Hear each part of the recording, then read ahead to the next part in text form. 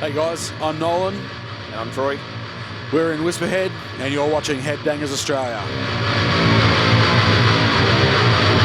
Fed the bullshit, grew up on it, made it, cracked it, kept us crowded, standing on it, don't break from it, your whole life will depend on it. My identity as a celebrity, blow my head off. The new track is more melodic. So the last few releases that we've done have all been on the heavier end of our scale. That was probably important to do because the first tracks that we released were, weirdly enough, kind of our outliers. So we felt we'd sort of given a false impression of what we were like musically, because the first releases that we had were, now they're certainly the outliers in style. So I would say that the upcoming track is pendulum swings a little bit more back into the middle. It's still quite heavy. It's got the moshy moments. It's got like the rappy stuff, but it's got that sort of like hooky melodic chorus that I think people will latch onto. So yeah, it's probably more softer, a bit more rounded. So it's heavy and melodic. I hate that's the cliche, but you know, it's got the heavy bits, it's got the melodic bits, it's got the breakdown, as opposed to some of the previous releases, which have just been straight up aggressive, heavy, relentless types of songs.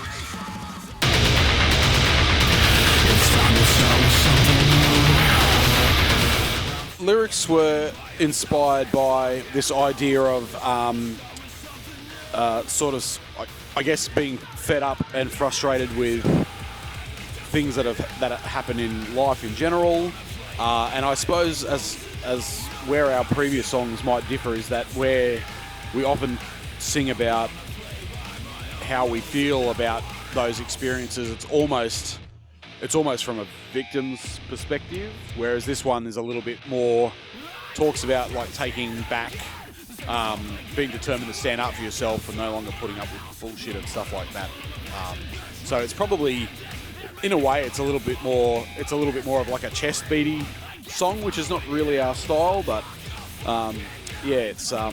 it was inspired by this desire to sort of tell people that you've had enough and get out of your face a bit, really.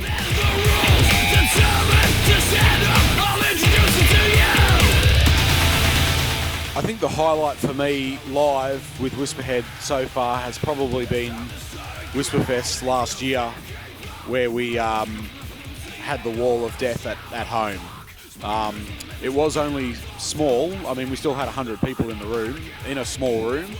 But it wasn't really planned, except for maybe if this goes well and the crowd are feeling it, we might do it. But Darcy sort of spotted his moment and took the initiative and got the crowd to split, and blow me down, they did it. And I think, yeah, for me, that's probably been one of the real highlights of our career live. I know it's only a small thing, but I had someone message me the other day before the show we played in Dubbo last night saying, really looking forward to the show, like hopefully it goes off, maybe we'll get Dubbo's first Wall of Death, and I had to be like, sorry bro, you've missed that.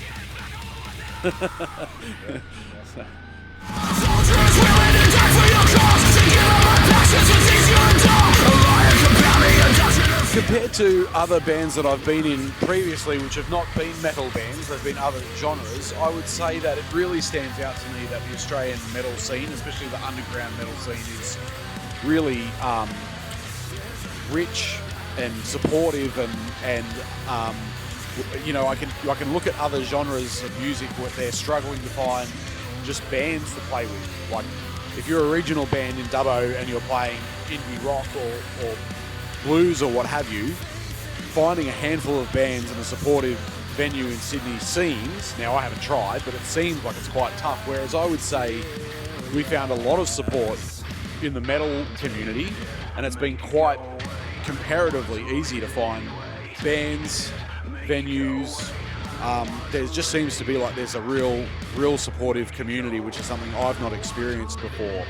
So I could say that, we could say there's hard work and there's, like all those things that go into it, but really without that community existing, we would not be anywhere near where we are today. So I'd say it's been shaped definitely by the community just being so vibrant and supportive.